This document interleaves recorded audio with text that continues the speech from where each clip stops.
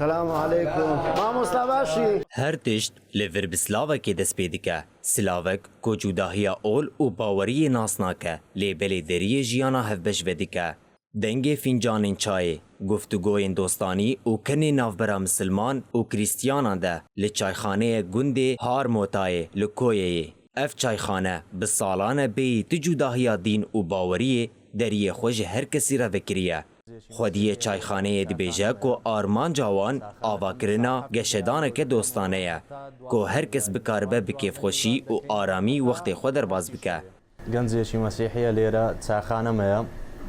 چاخانەکەم لە ساعت هەفتی بەیانیەوە دەکەمەوە هەتا 12 نیوران دوای 12 نیوران دەکەینەوە هەتا هەشتی شەوێ بە زۆری چاخانەکە لێرە دێن خەڵک مەسیحی موسڵمان دێ لێرە چای دەخوا پێکەوە ژیانە هەمووی یعنی هەردووچیان گەمەی دەکەن پێکەوە یعنی دۆمینەی دەکەن کۆنکانە دەکەن پێکەوە و چایان دەدەمێ و خزمەتیان دەکەم میوانجی جوی دره وکی مالا خویا دویمین دبینن لگوری گوتناوان تشتی گرینگ مروواهی و ریزگرتنا لهفدویه نجداهی اولو باوریه سعات هەشتەشتونی و ئەوانە ساخانە و دوکانە دەکرێتەوە دێنگ بەیەکەوە دادەنیشین قسەی خۆش و یان دوو دەست دۆمینە دەکەین یان دوو دەست کۆنکان و هەم وەخت بەڕێکردنەکە و هەم چاش دەخۆین بەیەکەوە ئەما لێرە مسلمان و